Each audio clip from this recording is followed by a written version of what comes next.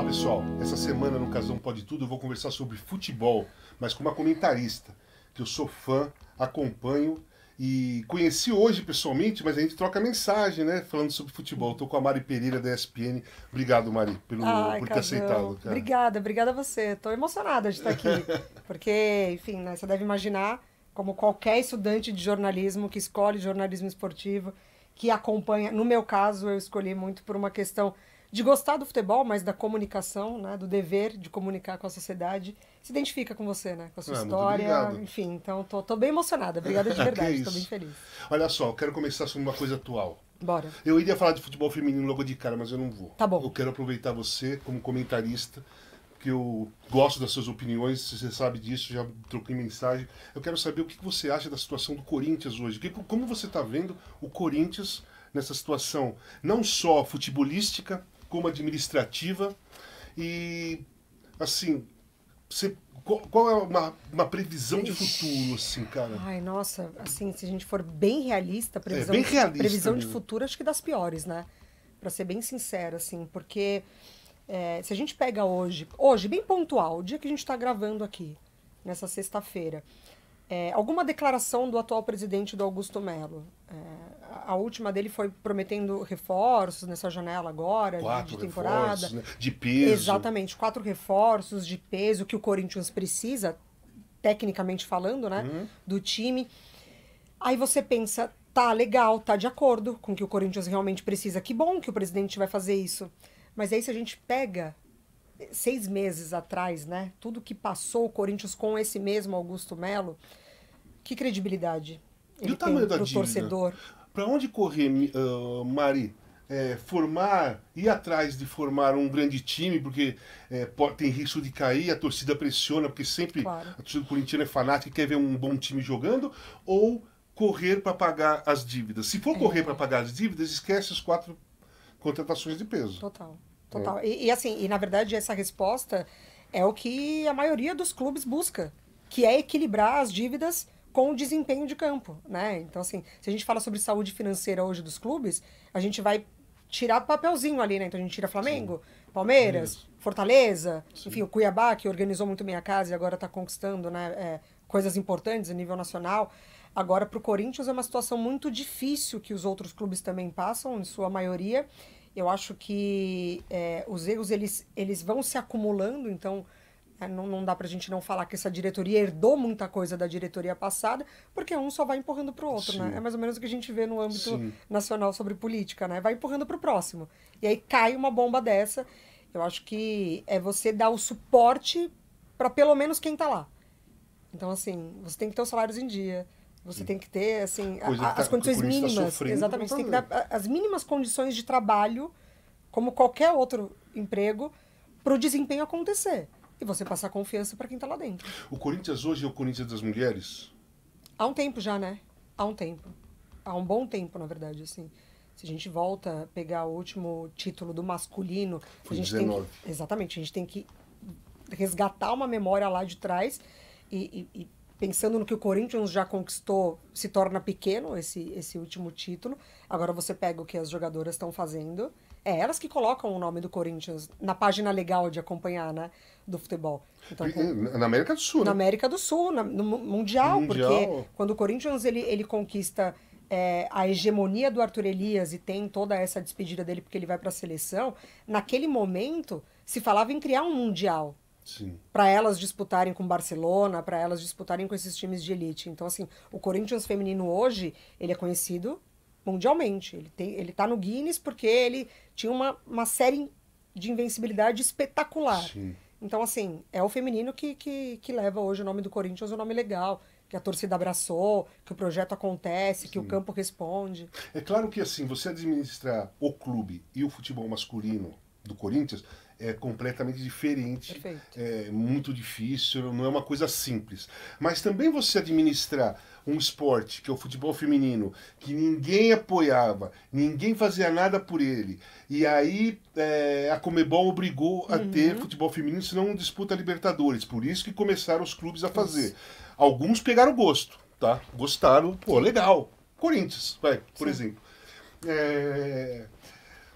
É diferente a dificuldade, mas como que você acha que foi a Cris, o Arthur, essas pessoas, você que acompanha mais, para fazer desse Corinthians, assim, mostrar assim, ó, o futebol feminino do Corinthians é forte, é organizado, nós ganhamos tudo e, cara, nós somos uma realidade dentro do clube. Perfeito. O primeiro ponto é que você, como profissional, você precisa se identificar com a causa. Você precisa. E o futebol feminino é uma causa social. O futebol de mulheres. Ele é uma resistência, né? Ele só resiste porque tem gente que compra essa briga. Então você precisa dessa identificação. E o Arthur Elias, especificamente falando dele, ele sempre teve essa identificação com o futebol de mulheres. Se a gente volta lá atrás, no início dele, de como ele começa na USP, de como ele começa treinando o time universitário, e aí ele vai para o Centro Olímpico, que é a maior referência do futebol feminino, né? Falando sobre entregar ótimas jogadoras e treinadores. O Lucas Piscinato, que é hoje o atual treinador do Corinthians, veio do Centro Olímpico também. Então, o primeiro ponto é você se identificar com a causa, porque é muito diferente você trabalhar com mulheres e você trabalhar com homens, principalmente no futebol.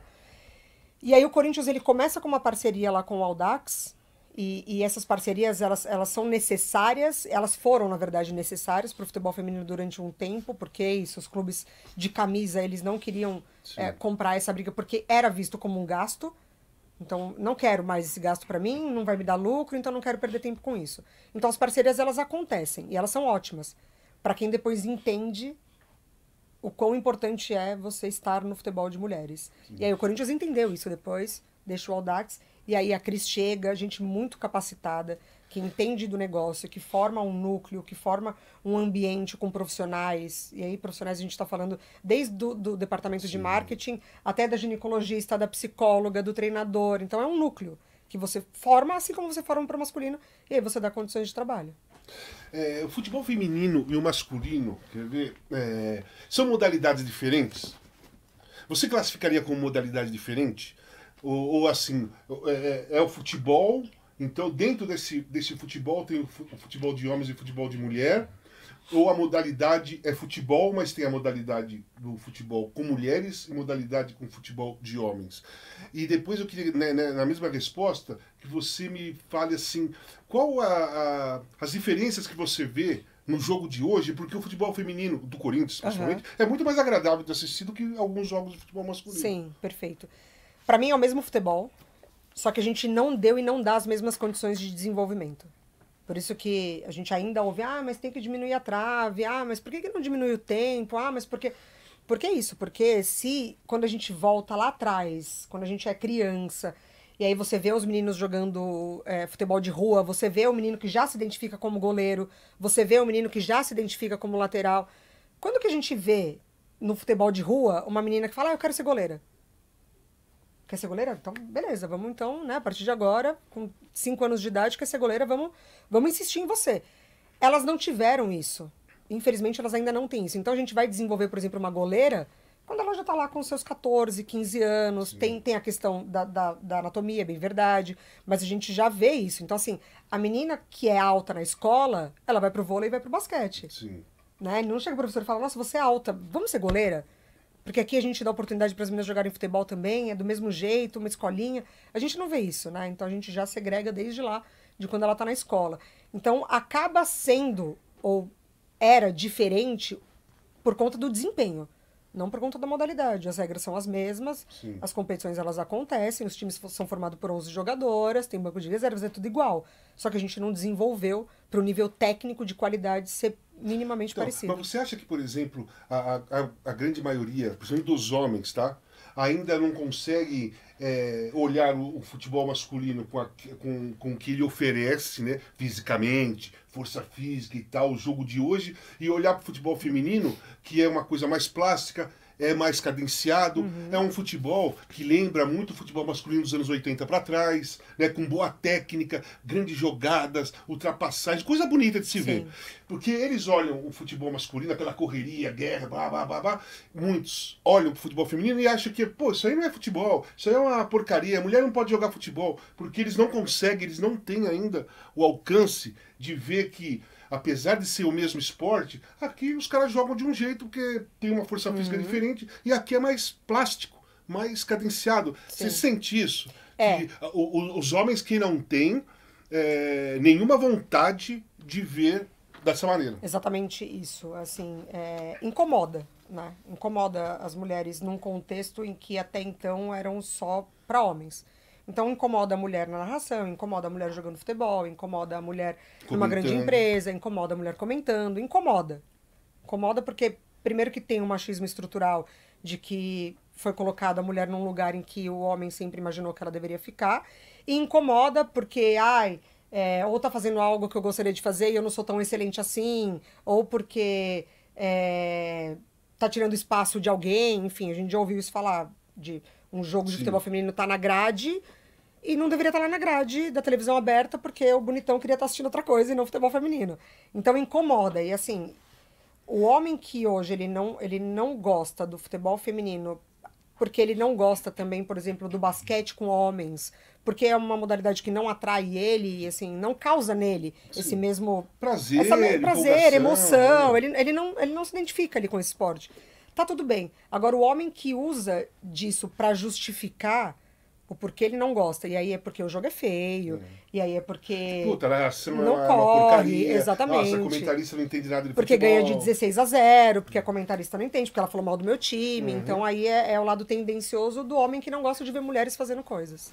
Deixa eu te perguntar uma coisa sobre críticas, tá? Aham. Quando um comentarista ou um narrador masculino recebe uma crítica, a crítica é assim, pô, o Casagrande, eu não concordo com o que o Casagrande falou, pô, eu não gosto dos comentários dele, pô, o Cleber Machado não narra nada. Mas quando é uma mulher narradora ou comentarista, por exemplo, comentarista, pô, as mulheres não entendem nada de futebol, pô, as mulheres não sabem narrar. O homem, a crítica é direcionada para o cara que ele não gosta. Sim. Para as mulheres, é uma crítica generalizada. Você se incomoda com isso? Como você vê isso? Você consegue entender o porquê? É muito preconceito? É carregado no preconceito? Ou os caras não conseguem mesmo tratar as mulheres da mesma forma que eles tratam homens? De qualquer segmento, mas especificamente Sim. na nossa profissão, assim. Sim. O ódio, ele tá aí, né? E ele tá aí pra mim e ele tá aí pra você.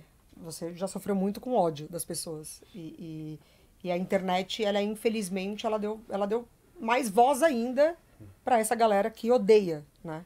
Odeia qualquer coisa que ele não concorde, que ela não concorde, enfim. Com a mulher, tem essa questão do incômodo, como eu te falei. Se você dá uma olhada lá nas redes sociais da ESPN, tem o corte do comentarista homem. Ele vai ser xingado também, vão falar que ele não entende nada, vão falar que ele é burro, vão falar que não sei o quê.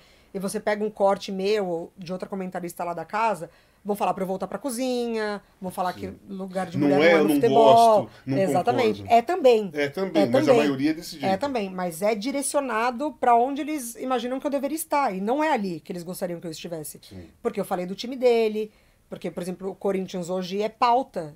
E as coisas não estão legais no Corinthians. Mas o torcedor, por vezes, acha que dentro de campo vai responder e a gente não quer mais saber de bagunça fora. Então, criticar o clube do torcedor, pra ele é muito difícil. E isso vindo de uma mulher é mais difícil ainda. Porque pra ele a mulher não entende do assunto, ela não sabe o que ela tá falando. Porque imagina, ele joga bola, o cara que tá comentando. Ele sabe muito mais do ele que eu. nasceu sabendo. Ele sabe muito mais. Assim, no mínimo o homem nasce sabendo tudo de futebol. Ele não sabe se joga. Exatamente. Vai saber se joga uns 7, 8 anos. Exatamente. Mas conhecimento de futebol, o cara nasce. Total. com todo Ele é conhecimento. incentivado desde pequeno a decorar o time de 1970. Ele acha, eu não tô falando Ele que é acha, verdade, não. claro, não, Eu tô imagina. falando que o homem ele se acha coloca isso. nessa condição, exatamente. Então hoje eu, Mariana, com 34 anos, não me incomodo mais quando é direcionado a mim, mas eu penso muito na geração que vem. Entendi. É uma geração que, com as redes sociais, infelizmente, ela tá muito mais vulnerável e suscetível a sofrer esses golpes, a pegar pra si essas críticas, porque eu não pego mais pra mim. Pra mim são todos frustrados. Então a crítica não é a Mariana mulher. Sim. O problema é com eles são frustrados. Alguma coisa na vida deles não deu certo. Só que vai ter menina mais nova que vai pegar pra si e vai se achar uma merda. E vai se achar que o lugar dela realmente é ajudando a mãe a lavar louça. E vai achar que ela não deve estar falando de futebol. E vai desistir, e vai vai ficar desistir, frustrada. Porque o que ela exatamente. gosta é aquilo. Exatamente. Então, assim, eu, Mariana, não me incomodo. Mas eu batalho para que isso pare por conta da nova geração. Vocês são unidas, assim, no Somos. geral, entre as televisões, as comentaristas, narradoras, grupo de conversa? Somos. Vocês se apoiam, por Sim, exemplo? muito, muito. E isso foi uma mudança de chave extremamente necessária para o processo acontecer. Porque sempre, como o espaço é muito restrito, e ele sempre foi muito restrito às mulheres, as que apareciam pontualmente ali, tô falando do jornalismo esportivo e da comunicação, ou era pela beleza, né? Porque é bonito na televisão, né? Sim. Tem que ter um rosto bonito ali. Então o papel dela era muito mais pela imagem, então tinha que ser uma mulher bonita, uma mulher que falasse pouco, porque ela não pode chamar tanto. Ela é bonita, mas ela não pode chamar tanta atenção. Então ela só pela beleza, deixa os caras inteligentes falarem, né? Sim. Pra não ofuscarem o que eles entendem. Então, por conta disso, foi criada uma rivalidade feminina. Então, assim, eu tenho uma única vaga pra mulher. A mais bonita vai entrar. Não importa se entende menos. Não é sobre inteligência. Estou falando quando começou, tá? Sim. Lá atrás. Então, assim, eu tenho uma única vaga. A mais bonita vai entrar. E aí, você já cria uma rivalidade ali. E aí, quando você vai abrindo, ainda permanece muito estreito. Ainda são poucas. Então, peraí, só para eu entender. Então, no início, tinha mais competição do que o apoio entre vocês. Muito. Porque era isso. Nos foi colocado que a gente está competindo contra nós mesmas. Então, não é que eu tô competindo por uma vaga com um cara, eu tô competindo com ela. Só tem uma vaga para uma mulher aqui. Tipo assim, vamos ficar na nossa, elas se matam lá. Exatamente, a gente já tá sobrar, fazendo um pega. favor. Exatamente. Entendi. E aí essa virada de chave foi essencial para acontecer quando começou a surgirem mais mulheres, quando o assédio ele já foi muito mais pro vídeo, porque a gente já começou a perceber repórteres fazendo entradas ao vivo e tomando um beijo de algum torcedor que passa, sendo constrangida no ar, sendo constrangida em coletivas, porque ela chama atenção, né? No meio de 10 homens. Uma resposta mais grosseira de imposição. Exatamente. Fica na sua, né? E aí chegou num momento que a gente falou, então somos nós por nós. O que a gente vai fazer para mudar esse sistema? Então a gente tem grupos, a gente compartilha vagas, a gente se indica, a gente fala o que aconteceu com uma. Se uma sofreu assédio, a gente faz barulho na imprensa, a gente leva, a gente se apoia. Então a gente se uniu muito. E a partir de então não existe mais essa rivalidade, essa competição. Eu vou falar uma coisa para você, talvez você tenha acompanhado, porque eu acompanho, eu fico ligado em tudo o que acontece, não no futebol, mas no geral. E eu vi assistir um jogo que a Natália Lara estava narrando, né? Que eu gosto muito dela. Também. Gosto da Renata, gosto da Luciana, gosto de das narradoras. E assim, eu não vejo diferença. Eu vejo diferença entre elas, né? Sim. Tem umas que eu gosto mais, outras que eu gosto menos, mas pra mim... Que ideia sobre estilo, né? Não tem incômodo algum em ver a narração. E aí eu vi a Renata Silveira falando na internet, que ela recebeu um ataque de um torcedor do Corinthians, porque o jogo era do Corinthians, que a Natália estava narrando, assim... Pior que o jogo é a narração dessa Renata Silveira. E não era ela que estava narrando. E assim, convenhamos, as duas têm estilo diferente, timbre de voz diferente, narram gols diferentes, têm um jeito de falar diferente. Eu achei uma crítica que o cara que fez a crítica, ele não se preocupa nem em saber quem está narrando ou quem não está. Ele já tem a pessoa direcionada. Então, talvez não tenha nem visto o jogo, tá? A gente nem sabe se esse cara viu o jogo. Porque eu assisti o jogo, a Natália narra pra cacete, acho que ela tem uma puta voz, sabe? Fala bem e tal, gosto muito do estilo dela, mas o cara direcionou a crítica dele pra Renata. Você sente essas coisas também? Muitos caras que não se preocupam em saber quem está falando ou narrando. Ele tem a crítica. A Mari, tá comentando a Calandrini. Sim. Que eu gosto pra caramba Sim. também, que é um outro estilo. Sim. É jogadora. Depois eu vou entrar nessa parada que é legal. Tá, aí ela faz um comentário que o cara não gosta e fala assim, eu vi o jogo, mas o comentário da Mari Pereira foi um lixo. Vamos supor que você estivesse na mesma empresa. Você acha que tem muito isso ainda? Os caras preconceituosos que têm o alvo certo dele, mesmo que aquela pessoa não esteja nem participando. O alvo dele é a mulher. O alvo dele é a mulher, independentemente, assim. Então, quando a gente recebe críticas, por exemplo, no que eu falei de posts, e aí eles vão comentar, eles sempre buscam outras para dar de exemplo. Essa daí é burra, igual aquela lá do Sport TV, burra também. Ah, então Sabe eles assim? colocam um pacote. Exatamente. Esses dias eu passei... É a mulher. É a né? mulher, Não exato. não é a profissional. Não, é a mulher. Ele não gosta nem mais da Calandrinha, nem mais Não, da ele Mari. não gosta de das nenhuma das duas. duas. Eu passei com um médico esses dias e a gente tava conversando sobre o meu trabalho. E ele falou assim, eu vou te falar uma coisa que talvez vai te machucar. E infelizmente isso acontece dentro da minha casa. Ele falou assim, eu gosto muito de ver futebol com meu pai. Eu não moro com meu pai, mas quando eu vou na casa dele eu gosto de ver futebol com ele. Só que sempre quando tem uma mulher, independentemente se é narrando, se é comentando, se é reportando, porque na reportagem tem bastante, né? Ele multa a TV. Nossa. Eu falei, sério? Ele falou assim, Pesado. sério, ele multa a TV. E aí eu levanto e saio, porque eu não concordo. Eu falo, pai, então com você não dá mais pra ver futebol. Então, assim, o meu foco não vai ser esse senhor, Claro. porque eu não vou mudar ele. Ele vem de uma estrutura social de que ele não suporta É ouvir aquela. mulher falando sobre o assunto que ele gosta. O meu foco vai ser o filho dele, que é o médico, o filho do médico, para as novas gerações se acostumarem e normalizarem. Ver, porque assim, isso também incomoda. É sempre um, nossa, quem que é essa comentarista? Que eu nunca vi ela. Ou, nossa, por que que é? E essa outra, quem que é? Porque não tem muitas. O nosso ideal é normalizar. Sim. É ter numa mesa de debate 2 homens e 2 mulheres. É ter numa transmissão mulheres. É ter num Sim. programa homens e mulheres. É ter na chefia homens e mulheres. Para não ser sempre o centro das atenções e ser escudo das críticas, entendeu? Deixa eu te perguntar uma coisa. Quando eu comecei a ser comentarista, foi na ESPN também, né? Em 96, que era o Trajano. Logo depois começou um movimento de jornalistas comentaristas contra ex-jogadores comentaristas. Que eles achavam que eles estudaram tal e o ex-jogador não tinha, não poderia tomar o lugar de um jornalista que estudou para aquilo. Que eu acho absurdo, Aham. porque o cara jogou 15 anos Claro. de futebol, ninguém vai saber nada de dentro do campo a não ser esse cara. Sim. A emoção, a dificuldade, enfim. Eu sempre achei, quer dizer, eu fui achando aos poucos, mas faz muitos anos que eu acho que o ideal seria um jornalista e um comentarista, uma comentarista e uma jornalista, porque são visões diferentes Eu na gosto mesma também. partida. Ok.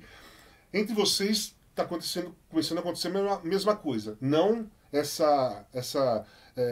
esse movimento contrário, mas tem comentaristas e jogadoras e tem Aham. comentaristas jornalistas. Sim. Você se incomoda ou você acha que você sente algum incômodo quando uma ex-jogadora vira comentarista e ao invés de estar uma jornalista comentarista no lugar? Não, muito pelo contrário. Eu aprendo muito. Aprendo muito com elas. Assim como aprendo com os ex-jogadores, assim. Porque eu acho que, até falando sobre nós mulheres, eu acho que o homem comentarista, o homem que trabalha com futebol, que fez a faculdade de jornalismo, talvez ele já tenha feito essa faculdade já sabendo o que ele gostaria de trabalhar, com o que ele gostaria de trabalhar, e já tendo muito conhecimento sobre futebol. Provavelmente isso aconteceu, né? Porque é o que a gente tá falando, o menino desde cedo é influenciado a estar no Não, mundo e do futebol. pode. E pode, E pode. exatamente. Então, independentemente se ele vai jogar bola ou não, ele é um conhecedor do esporte. Não na vivência, mas acompanhando. Falando com o pai, ouvindo histórias dos avós. E o pai, os tios, os avós, eles são muito responsáveis por Exatamente. isso. Por exemplo, o pai tem um filho e 2 filhas, ali, praticamente da mesma idade. Na hora que ele vai pro estádio, ele pega o filho e levava o filho pro estádio. As meninas ele não levavam pro estádio. Era uma Exatamente. minoria que fazia isso. Exatamente. Então o garoto se sente livre pra gostar do futebol. A menina tem um certo Exato, medo. e eles têm a rodinha deles, eles conversam, eles trocam ideia, eles trocam experiências, eles trocam conhecimento, eles conversam sobre o campo. Nós, mulheres, a gente foi colocada dentro de uma caixa de que no máximo a gente vai ser torcedora. Então assim, já era difícil acompanhar do estádio, porque já era um assédio absurdo. Sim. Mas ali é o máximo que a gente podia chegar. Dali, ou uma repórter, enfim.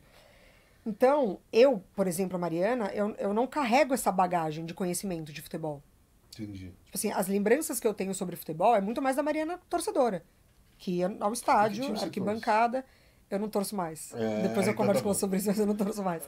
Eu sempre frequentei estádio, assim, sempre amei futebol, mas eu não ficava sentada ali horas falando Sim. sobre o assunto, ou analisava o jogo, depois conversava, depois comentava. Nanana. Então eu aprendo muito com os ex-jogadores e ex-jogadoras. Eu acho que acrescenta demais numa transmissão. Até porque do outro lado pode ter alguém que vai se identificar muito mais com o ex-jogador e falar, nossa, olha, é verdade, bem que ele falou, eu não tinha pensado nisso. Porque ele viveu aquilo e ele falou certo, o jogador tal ali tá sentindo mesmo. É jovem, tem a pressão tal, ele passou por isso. O jornalista não passou por isso. Mas ele sabe também falar Claro. sobre o contexto geral. Claro, Então, para mim, o ideal é a transmissão com os dois. tática, Exato. como torcedor. Exatamente. Sabe? Eu não tiro o conhecimento de forma nenhuma de jornalismo. Eu trabalhei com diversos jornalistas esportivos. Sou amigo de um monte de cara que era jornalista e trabalhou comigo como comentarista. É como se fosse uma aula teórica e uma aula prática. Exatamente, uma aula prática. Isso. O cara vai bater um pênalti aos 45 do segundo tempo, ninguém sabe o que ele está sentindo, a não ser um cara que já jogou. Exatamente. Ou E que naquele passou, momento pouco ou importa, que viu né, o que ele fez. o companheiro dele Isso. passar. Exato. Então eu acho que é um complemento. Eu queria também. te perguntar o seguinte, nós temos agora, vai ter as Olimpíadas. Sim. O futebol masculino, infelizmente, ele caiu fora. Quem vai representar o futebol lá são as mulheres. São as mulheres. Né? Então eu queria perguntar para você assim, com a saída da Pia, primeiro, quando a Pia chegou, o que ela colocou de novidade que ficou como legado? Tá. E a entrada do Arthur, o que mudou e qual é a cara de uma seleção e outra é quais são as perspectivas para as Olimpíadas? Tá. A Pia, ela chega e ela movimenta com uma estrutura de CBF, tá? De Departamento de Futebol Feminino, assim. E para mim esse talvez seja o principal legado dela mesmo. Porque vai lembrar, né? A CBF ela tem vários ex-presidentes afastados e com problemas na justiça, inclusive o último por assédio. Então ela chega com uma bagagem muito forte de futebol feminino, campeã como atleta, campeã como treinadora, com experiência na Suécia, Estados Unidos, com um conhecimento muito forte de futebol feminino, inclusive sobre estrutura, né? Então acho que ela entra já para impactar a CBF, para falar, ó, assim não vai dar. A gente precisa ter condições de trabalho aqui, senão não vai render, enfim. Só que eu acho que teve um choque cultural ali. Então acho que e isso é de personalidade, tá? Escola futebolística. Não, aí que eu vou falar. A escola futebolística, eu acho que ela conseguiu desenvolver certas coisas na seleção, mas eu acho que por conta da personalidade dela, por conta da cultura dela, eu acho que ela ficou muito distante do que, para nós, ainda representa a seleção feminina, que é do lado emocional. Então, por exemplo, ela teve um embate com a Cristiane. Sim. E a gente não saberia se a Cristiane seria o suficiente pra gente não ser eliminado na Copa do Mundo da Austrália do ano passado. A gente não saberia isso, não tem como a gente afirmar. Mas eu acho que esses embates e esses choques e esse distanciamento dela, porque incomodou muito a postura dela no jogo contra a Jamaica, que ela não mexeu na equipe, que ela não esboçava nenhuma reação, e o time caiu junto com ela ali, assim, derreteu junto com ela, emocionalmente falando. E o Arthur, ele vem, por isso que eu falo da identificação com a causa. O Arthur, ele vem, e a primeira coisa que ele identifica é justamente sobre isso. Tanto que a gente recebeu ele lá no Bola da Vez, e a gente estava falando sobre experiência. Então, tem que ter a Tamires, porque a Tamires é muito experiente. Tem que ter a Marta, porque a Marta é muito experiente. Tem que ter a Cristiane, porque ela é muito experiente. Tá, mas de que experiência que a gente está falando? Porque elas já sofreram muito na seleção também.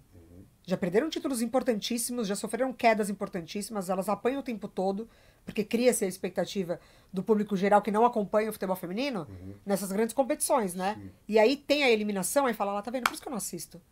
Porque nunca vai pra frente. Porque perde na primeira, porque nananã.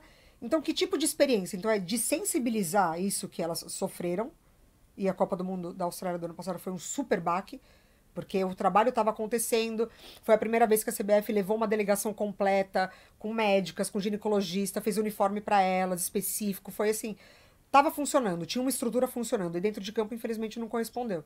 Então, o Arthur, ele chega para além do campo, mudar essa estrutura. E no campo, ele tenta levar o que ele tem de melhor, né? Porque ele é um baita técnico, ele aposta muito na juventude, então com a Pia a gente já via isso, ela já estava usando muito do sub-20, inclusive quando ela sai, a CBF desesperadamente decide fazer uma limpa toda ali e demite o técnico Jonas Urias, que hoje está no Cruzeiro, que levou a seleção sub-20 a conquistas incríveis. Agora trouxe a Rosana também, que é ótima. Então o Arthur, ele traz, além da parte técnica e tática, que é muito legal de acompanhar, porque ele é um conhecedor do jogo, ele gosta do jogo, esses novos ares, essas novas experiências para elas, de sensibilizar tudo que elas já passaram, óbvio, que tem a bagagem, é importante, mas ainda mesclar mais essa seleção com as jovens jogadoras, exatamente, por isso que a gente não sabe. E a expectativa que você tem dessa seleção? Sobre expectativa, assim, a Olimpíada é muito difícil, é só a nata da nata, e a gente ainda não vai ter Inglaterra, que é a atual vice-campeã do mundo. A gente não vai ter a Suécia, que por vezes conquistou títulos de Olimpíada, porque não conseguiram se classificar. O Brasil caiu no grupo da Espanha, que é a atual campeã do mundo e a atual campeã da Nations. Caiu no grupo do Japão, que também já foi campeão do mundo, e caiu na Nigéria, que é um jogo muito difícil também. Por sorte, se classificam alguns terceiros colocados, então o Brasil tem chance. Se não dentro do grupo ali competindo com Espanha e com o Japão, que é o que se imagina, avançar em terceiro colocado. Eu acho que subiu o nível de competitividade do Brasil. Eu acho que ele está pronto para competir. Assim, eu espero que eu esteja certa de que o Brasil não vai sofrer uma goleada, não vai sofrer algo absurdo, não vai ter ali Quer dizer, as um grandes lapso. seleções do mundo não tem vida fácil mais pro Brasil. Nada. É o que eu imagino. Acho que subiu o nível de competitividade e assim, eu vejo um time competitivo com o que a gente teve de preparação agora. Mas ali, saber o quanto essa competitividade vai aguentar a fase de grupos ou mata-mata, aí é só a gente realmente acompanhando. Então eu vou transferir para o masculino agora. Tá bom. E a seleção brasileira? Como você vê... Eu quero que você me dê a sua opinião da seleção brasileira a partir da eliminação da Croácia, tá? Porque aí nós ficamos sem treinador, e vem Ancelotti, põe Ramon, e põe Diniz, e Ancelotti não vem, lá, lá, lá. Gente, Como você viu todo esse processo, a sua opinião desse processo? Porque são visões diferentes, né? Tem muita gente achava que estava indo legal. Pô, vamos esperar. Outros achavam que tinha que pôr o Dorival direto, que ele tinha acabado de vencer com o Flamengo e tal. Eu entrei na Copa do Mundo do Catar muito iludida, positivamente falando. Se tem como falar positivamente sobre ilusão, mas entrei. Por quê? O que acontece? Lá na ESPN a gente transmite todas as competições que esses jogadores atuam. Então, falando do Vini Júnior, La Liga, falando dos caras de Premier League, dos caras de Série A italiana. A gente acompanha esses jogadores durante, sei lá, 8 meses do ano. E eles jogam muita bola nos seus clubes. Sim. Então, assim, o Martinelli no Arsenal, o Vini no Real, o Rodrigo no Real. Eles jogam o Rafinha no Barcelona, antes no Leeds, antes de se transferir. Eles jogam muita bola nos seus clubes. Então, assim, a seleção brasileira, ela tem um potencial individual absurdo. Que absurdo que esses caras fazem. Só que eu acho que, e isso foi uma das minhas críticas ao Tite, à comissão técnica, enfim, que foi pro Catar. Eu acho que esses jogadores, hoje, eles passam por um nível absurdo de estresse e muitas questões ali que não é só sobre bola, só sobre campo e bola. Então, principalmente o Vini Júnior. Principalmente o Vini Júnior. E, assim, o Vini ainda, com o Tite, ele ainda não tinha tantas oportunidades, porque ainda tava na fase do Neymar, né? E uma outra forma de jogar, enfim. Então já me incomodou muito o fato da seleção brasileira não ter tido acompanhamento psicológico em loco. Isso aí eu falo há anos. No Catar, exato. Sim. Falo há anos. Porque... Não é só a seleção brasileira. Clubes de futebol. Claro. Eu tô falando da seleção brasileira porque, assim, o jogador recebe a camisa da seleção brasileira. Essa camisa, ela vem com uma história absurda. Como todos os clubes. Mas ele tá ali representando uma história da onde ele nasceu, viveu e tem milhares de pessoas na expectativa de ele. O número da camisa não é só dele. Não. Né? Quem já vestiu isso? Exatamente. Que torcedor tem essa camisa, esse número na parede ali? Porque tem uma memória muito afetiva. Então, assim, não dá pra gente simplificar de que é só um jogo. Imagina. Tanto que o impacto depois com a eliminação foi muito grande. A gente viu os jogadores muito sentidos. Assim, por semanas, né? A gente viu as famílias compartilhando ali histórias deles realmente que pegou no emocional. E eu acho que foi uma frustração mesmo, assim, porque Copa do Mundo, você tem um tempo curto ali de que, cara, é plano A, plano B e plano C, sabe? Sim. Não tá dando aqui, vamos fechar, garantir esse resultado e bola pra frente, conquistamos. E aí a parte da CBF, que isso também é inadmissível, porque é aquilo que a gente tá falando de você dar condições mínimas de trabalho. A CBF soube no começo do ano da Copa do Mundo do Catar que o Tite já não ficaria mais, né? Ganhando, perdendo, ele falou que ia sair. Então a gente está falando aí quase que de um período de um ano para a CBF se planejar para um novo ciclo, porque a gente está falando de uma nova história começando, com os mesmos personagens, mas um novo enredo. O objetivo depois de 4 anos. O objetivo principal da seleção brasileira é lá a Copa do Mundo, que não ganha muitos anos. Exatamente. Você não consegue pular uma faculdade e já cair no emprego dos sonhos. Sim. Você não acorda e fala, você é médico, pum, daqui 4 anos eu sou médico. Não, você estuda para ser médico. Você fica anos na faculdade para ser médico. Então a CBF teve um tempo inteiro para se planejar para um novo enredo, para uma nova história com um novo treinador. Ali, nova filosofia, Tudo, novo pensamento. Tudo. Os jogadores precisam desse tempo, você sabe, muito mais do que eu. Mas ela não fez isso. Então ela caiu dentro de uma utopia de que o Ancelotti ia ser o cara perfeito, e poderia ser realmente o cara perfeito. Mas ela ainda se fez valer de um passado que é o que sustenta a história da seleção brasileira. Só internamente, hoje em dia. Só internamente. Só que eles achavam que o Exatamente. falou, nossa, treinar a seleção brasileira. Exatamente. Será que a seleção brasileira de hoje ainda é o sonho de muito treinador? Exatamente. A de hoje? Eu acho que não. Então assim, São poucos. A CBF sentou numa soberba ali de que eu sou a CBF. A qualquer momento eu bato ali e falo, ó. Estrelinha no peito. Exatamente, vem, cara. Você não quer treinar uma seleção pentacampeã? Quem que não quer treinar uma seleção pentacampeã mundial? E aí fez toda essa bagunça. Eu vou te colocar uma coisa sobre jogadores. Eu acompanho todos os campeonatos, a maioria dos campeonatos, né, da ESPN. Realmente os nossos jogadores jogam pra cacete em todos os clubes, os torneios são difíceis, Sim. Enfrentam adversários de ponta e tal. Mas protagonista, só tá sendo o Vinícius Júnior e o Rodrigo agora. Sim, no Real. Concordo. Porque antes era Benzema e tal. Você não acha que quando eles chegam na seleção, todos eles, né? Porque você vai pra seleção, eles têm que ser o protagonista? E eles sofrem porque eles não são habituados a ser protagonistas? Eu não sei se eles sofrem porque eles não estão habituados a serem protagonistas. Eu acho que a mecânica de um clube ela pode funcionar para um determinado jogador e a de seleção não. Então, assim, acho que o Rodrigo não é necessariamente um protagonista dentro do Real Madrid. Mas ele é peça fundamental no esquema, no sistema do Ancelotti. E na seleção ele está sendo importante também. Eu acho que o encaixe, eu ainda acho que vai acontecer, tá? Eu ainda acho que com o Dorival as coisas podem funcionar. Eu ainda acho que as coisas podem funcionar.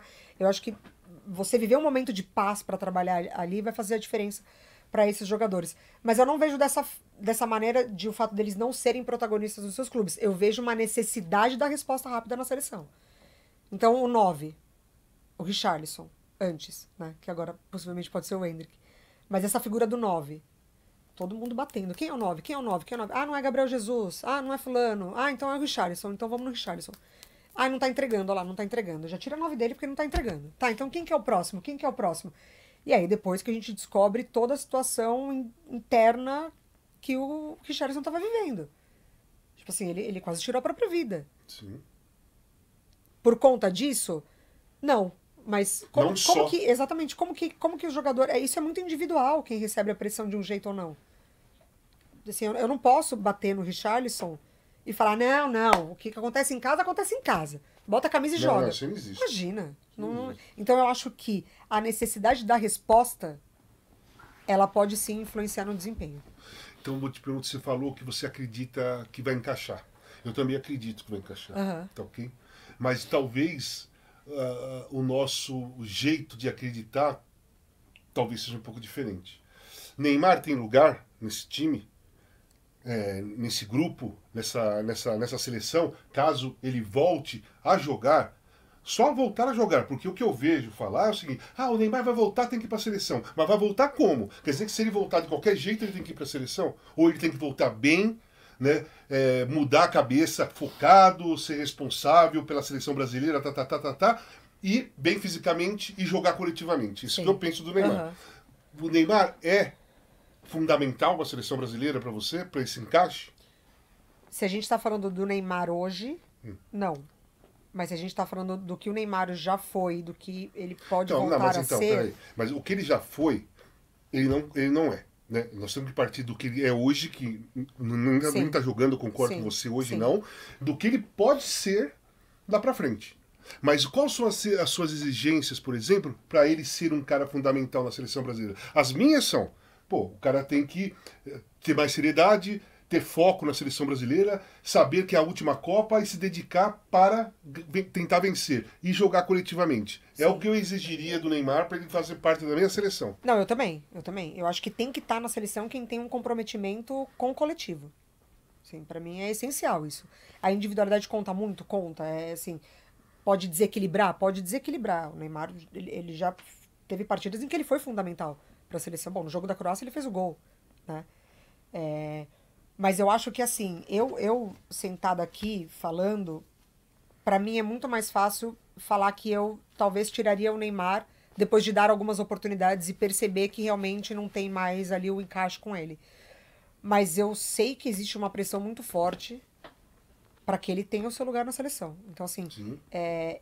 eu não vou nem falar. Então, tem uma pressão muito forte, independentemente de qualquer coisa. Independentemente. Exatamente. Isso aí eu acho um absurdo. Independentemente, exatamente. Então, assim, eu hoje não consigo criticar o Dorival se ele der a oportunidade pro Neymar e insistir um pouco. Porque eu sei o quão difícil para ele vai ser fechar essa porta e falar. Não, Infelizmente, ele não tem condições de fechar a porta Exato. sem dar chance. Não. Senão Dando ele vai- chances, eu tô senão falando. ele vai estar. Dando chances, eu tô falando, assim. Então, assim, eu acho que ainda tem espaço pro Neymar na seleção. Eu lamento muito que, no nível técnico, e talvez por conta de escolhas pessoais, muito provavelmente por conta de escolhas pessoais, o futebol dele estacionou, porque, assim, era um potencial absurdo para ser o melhor do mundo.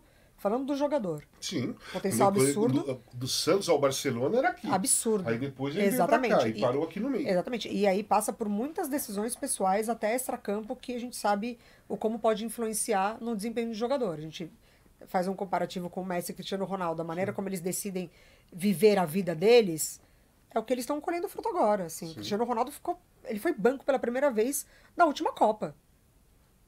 Assim, quando que o Cristiano Ronaldo ia sair da seleção de Portugal? E agora ele volta num nível absurdo e jogando lá no mundo árabe. Então são escolhas. Então eu lamento por isso não ter acontecido, porque era um jogador com muito potencial de ser campeão do mundo com a seleção brasileira, ser o melhor do mundo, enfim. Hoje eu ainda acho que tem um espaço para ele. Porque não tem ninguém que falou, essa camisa é minha. Esse lugar aqui eu dou conta.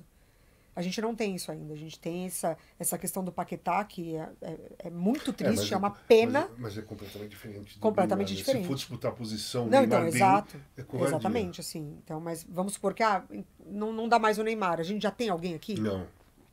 Então a gente tem talvez possibilidades ali. O que a gente mais imaginou hoje a gente já não sabe o futuro do Paquetá. Então, infelizmente. E aí, a gente tem o Andreas chegando, a gente tem o Rodrigo que pode fazer muito bem esse momento, eu também gosto muito dele. Mas hoje eu ainda acho que o Neymar ele tem lugar ali nessa seleção. Eu ainda vejo um time montado com ele. A minha visão é essa. Eu também acho que o Neymar deve ser testado na seleção quando ele se recuperar e voltar a jogar. Mas ele tem que demonstrar lado coletivo. Sim. E tem que estar bem. Minimamente bem. Esperar que ele faça coisas que ele fez lá contra o Barcelona, não, esquece. Mesmo que ele não tivesse se machucado, ele não ia conseguir, porque já tem mais de 30, a velocidade não é a mesma, sabe? As jogadas que ele fazia 4, 5 vezes num jogo, ele pode conseguir fazer 1 ou 2 hoje em dia. Porque é assim normal. Não é que é o Neymar, é qualquer outro jogador. Claro. Agora, uma pergunta legal. O que você acha do ataque Rodrigo, Endrick e Vinícius Júnior? Você colocaria já? Colocaria já de cara. Eu gosto muito do Rafinha. Eu acho que o Rafinha ele tem um comprometimento tático muito interessante, assim. É um cara que fecha muito bem pelos lados, ajuda muito na parte defensiva. Infelizmente, na seleção, a gente ainda não viu o melhor do Rafinha, do que ele já apresentou, principalmente no futebol inglês. Mas eu acho que a gente pode aproveitar desse momento de Rodrigo, Endrick e Vini Júnior. Acho que, enfim, o Dorival e a CBF ainda blindam um pouco o Endrick, né? Mas eu acho que tá... Não vou falar pronto, porque pronto é uma palavra muito forte, né? A gente vai se desenvolvendo ao longo da vida. Mas preparado. Querendo, né? Preparado para outra coisa. E Estevão, hein? Nossa, é um absurdo. É um absurdo. Isso é um absurdo. Joga muita bola, tem muita personalidade, gosta do jogo, né? É legal a gente ver jogador que gosta do jogo. É objetivo, que né? Gosta ele do dribla desafio, indo lá pra direção do gol. E ele busca, porque assim, a gente pode passar por algumas questões de jovens jogadores que chegam numa determinada partida e tipo fala, não vou nem me apresentar tanto aqui porque eu não tô confiante. Sim.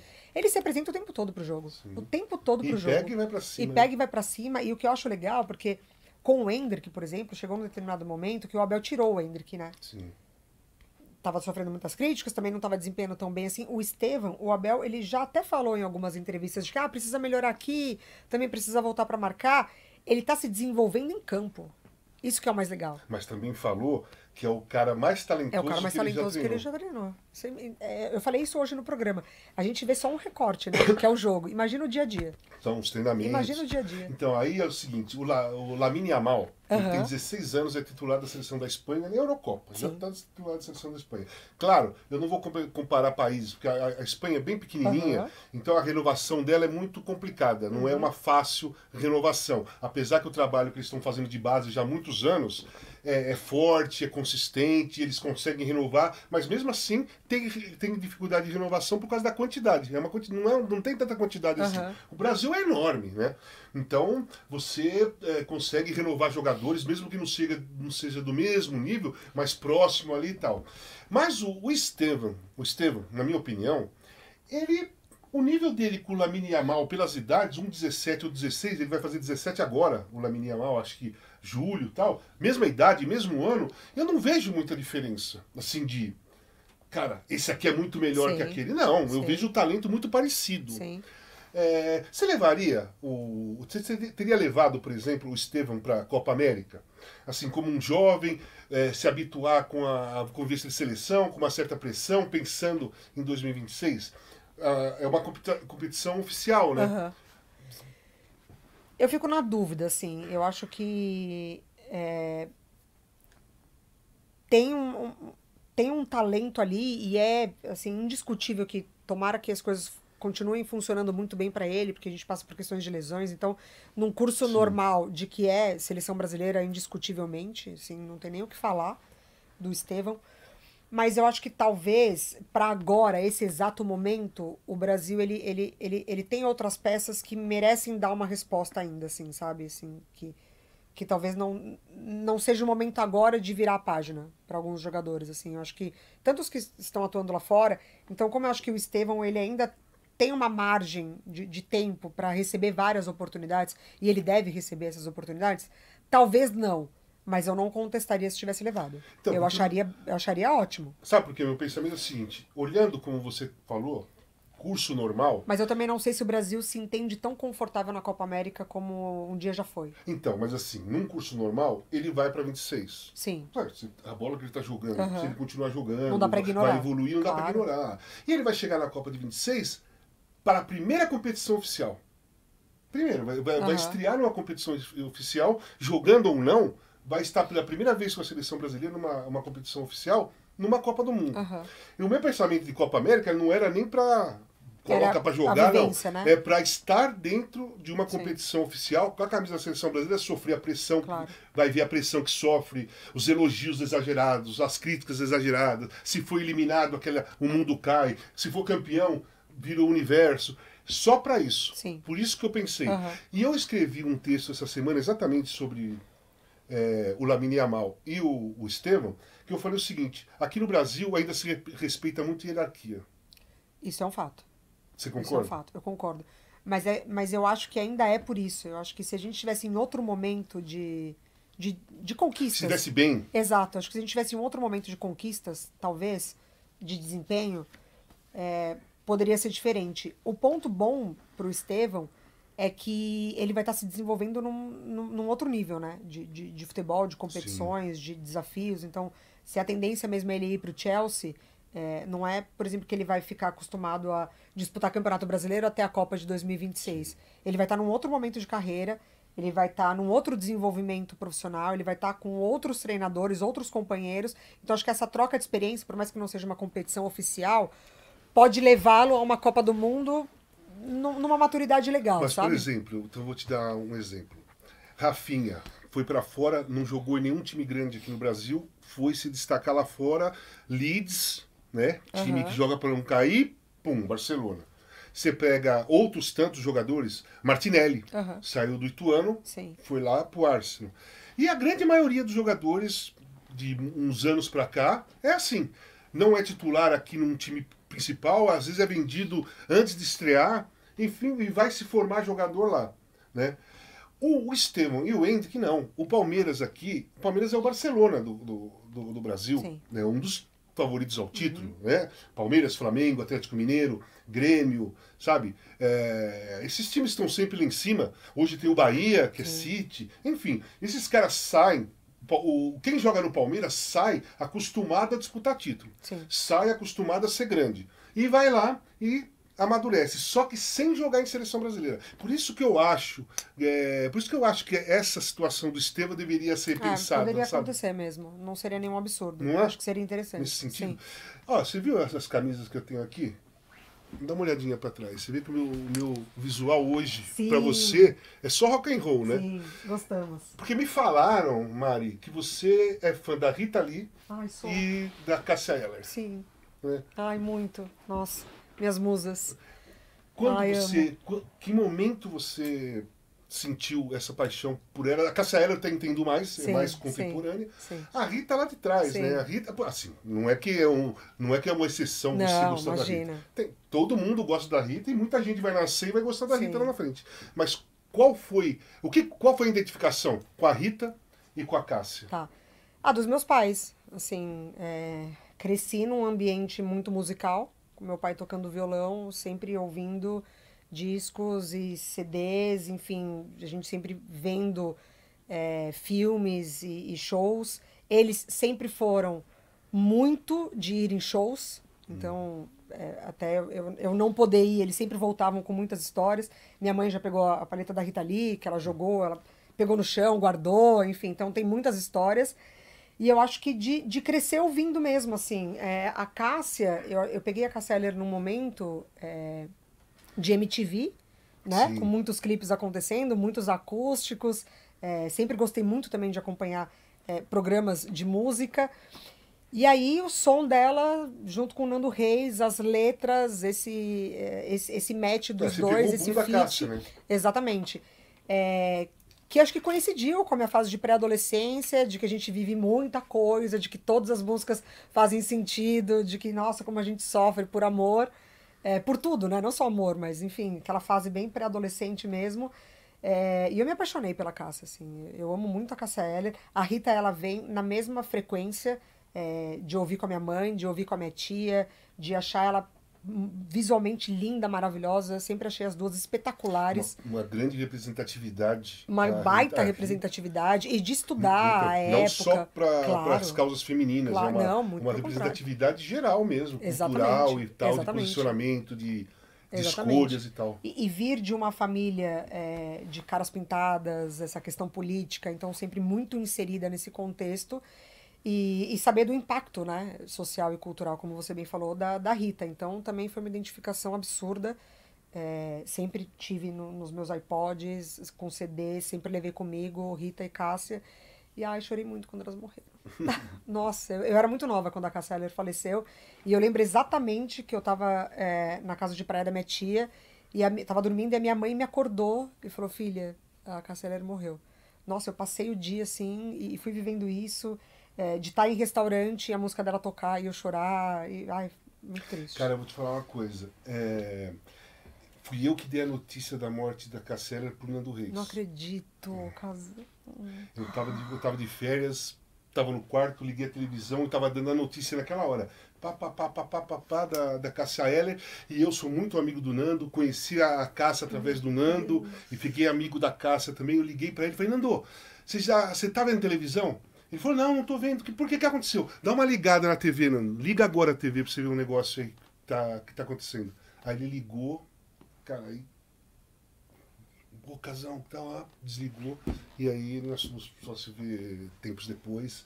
Mas fui eu que vi a primeira vez e tive que passar pro Nando. Foi uma das coisas mais duras, porque o Nando... A Cássia, eu conheci a Cássia dessa maneira. A Cássia me viu lá na TV Globo, no piloto do Altas Horas. Tá. Era um piloto ainda. Então tinha camarim pra todo mundo, tinha um monte de gente, ia gravar vários pilotos, né? E eu tava lá no camarim, bateu na porta, eu abri, era um cara e a Cássia. Eu nunca tinha visto a Cássia. Ela falou: Casão, cara, eu sou muito sua fã e quem fala muito de você é o Nando Reis. O Nando me fala muito de você. Então eu conheci a Cássia através do Nando falar de mim pra ela. Então, quando surgiu essa situação, eu me vi preso ali e falei: caraca, vou ter que falar isso pro Nando. E foi assim que o Nando soube, cara. Meu Deus. Nossa, é inimaginável. Eu amo muito o Nando Reis também, muito. Assim, minha mãe é super fã, levei ela num show São Paulo, faz uns 2 dias. roxo. Levei a minha mãe num show dele faz uns dias, assim, acho que foi mês passado. Ai, foi a coisa mais linda. E o momento que ele toca a Cássia, Sim. é demais. Maria, tem um Maravilhoso. quadro aqui que é Virando o Jogo. Ah, Você não vai sofrer minimamente com isso, porque é a sua profissão, exatamente. Você pode fazer as perguntas que você quiser para mim. Você não falou que ia me convidar para um podcast? Falei. Quando Então, que na minha vida eu imaginei que eu seria convidada? então agora Por não, ocasião agora para eu um sou seu podcast. convidado por alguns momentos. Mas a gente tem o quê? A gente tem 1 hora? Brincadeira. Ai, não sei, Casão. Que delícia. Queria muito mais saber dessa sua fase de música, porque, né, do futebol, assim, li seu livro, tem um super envolvimento com a sua história. Mas como foi viver essa época desses grandes artistas e uma época muito dura pra nós, né? Assim, falando socialmente. Então, assim, eu sempre fui do rock and roll desde garoto, né? Aham. Quando eu ouvi a primeira vez Janis Joplin, fiquei maluco. Sou apaixonado pela Janis Joplin, pela Rita Lee, pela Elis. Na realidade, eu sou apaixonado por muitas mulheres da música, talvez mais mulheres do que homens. Porque eu gosto muito do blues dos anos Sim. 30, 40, com aquelas mulheres cantando, enfim, Ella Fitzgerald e tantas outras lá, né? Mas assim, pensa comigo. Eu com 18 anos estrei no Corinthians, fiz 4 gols na estreia. No outro, eu não era ninguém até quarta-noite, na quinta de manhã só se falava em mim. Fã de todo mundo. E comecei a viajar para fazer jogos. Cara, eu comecei a cruzar esses caras em aeroporto. E eles vinham falar com a gente, principalmente eu estava sempre com o Magrão, né, com o Sócrates, por causa da democracia corintiana, e para mim é inacreditável.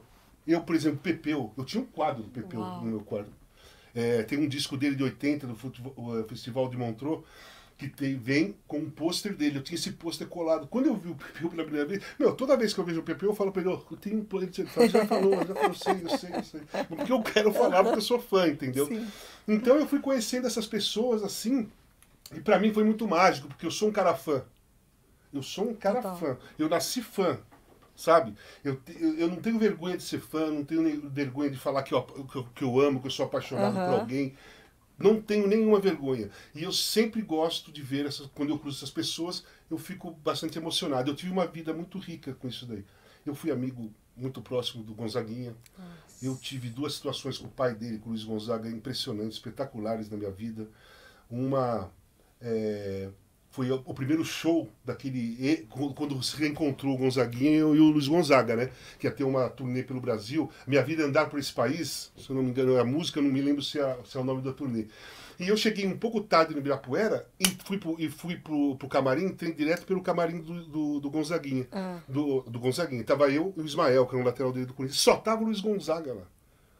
Porra, Luiz Gonzaga, nós olhamos assim, eu e o Ismael, eu tinha 19 anos, pô, cara. Aí o Luiz Gonzaga olhou pra mim, pô, garoto, ainda bem que você chegou. Meu filho tava desesperado que você não chegava e tal, não sei o que, não sei o que. Ah, beleza, menino. Fui lá tal. Ele subiu no palco, fez um discurso, porque eu tava lá, eu tinha acabado de sofrer uma repressão da rota e tal.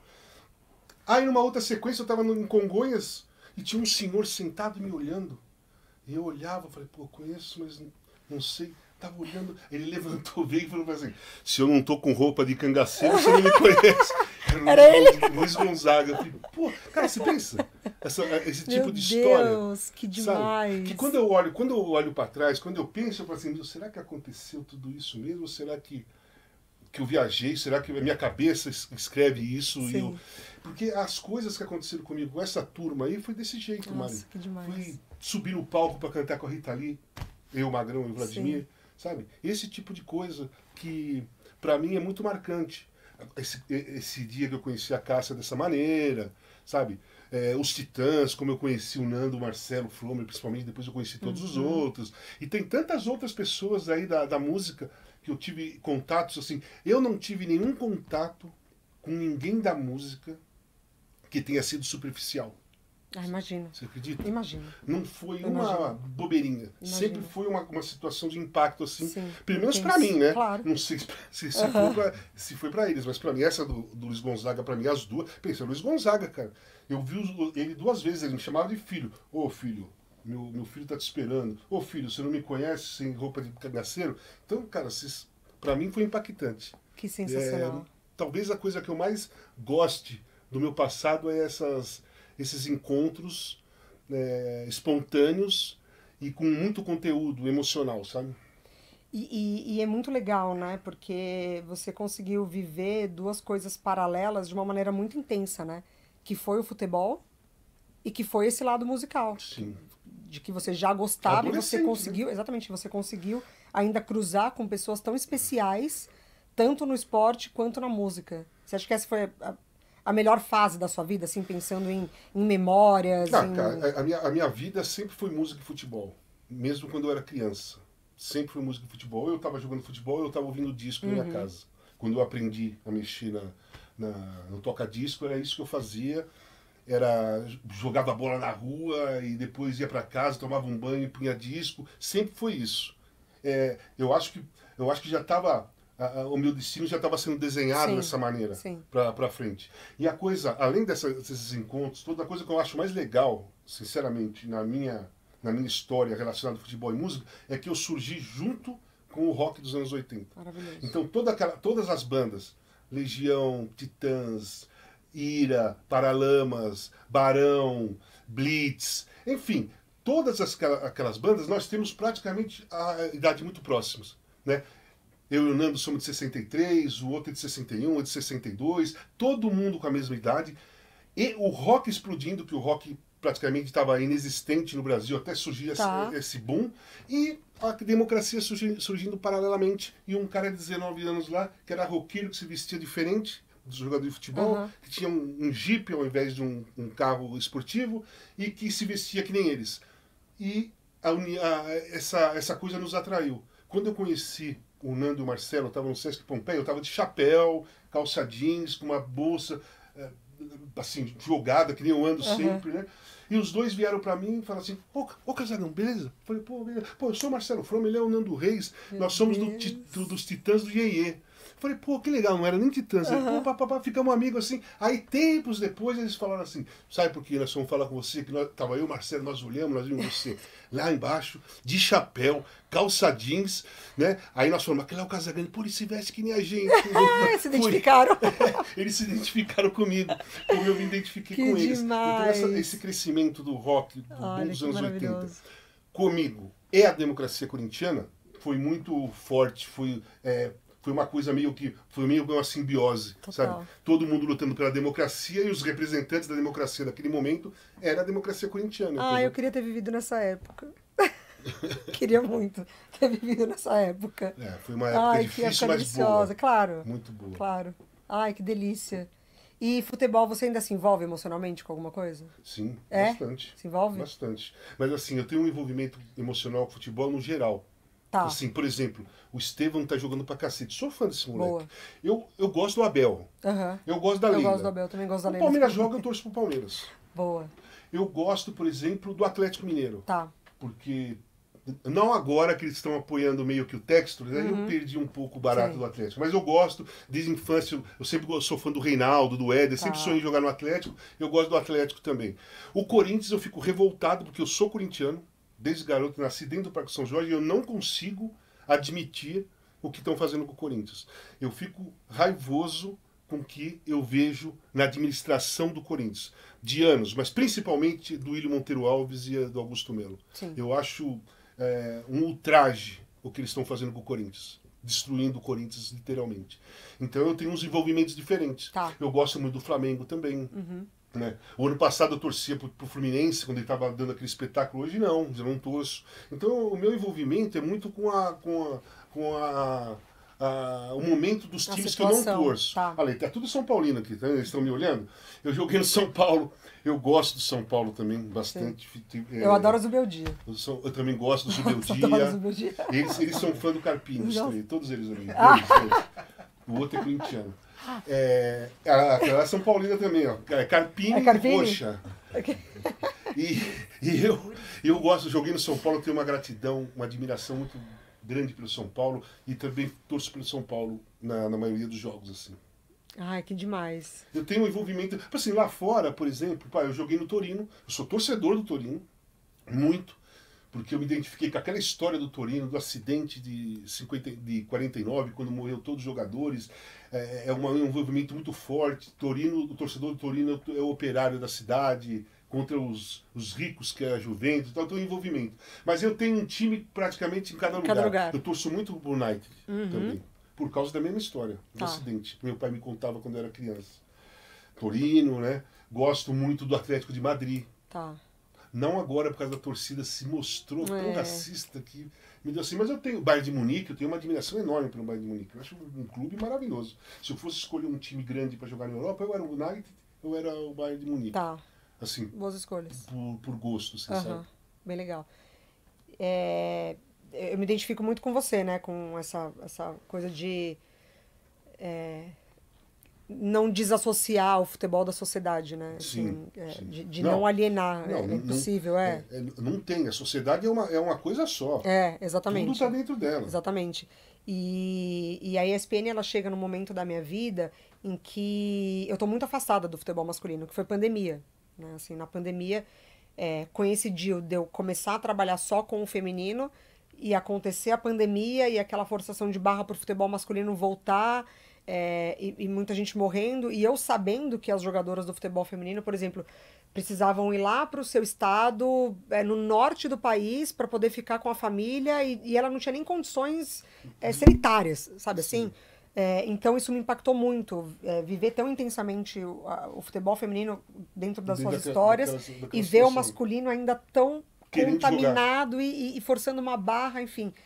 E aí eu me afastei muito do masculino nessa época. E aí a ESPN chega no momento em que eu tô muito distante do futebol masculino. E aí eu falo, putz, sempre foi meu sonho de faculdade, né? Assim, eu entrei na faculdade já sabendo que eu queria trabalhar com futebol.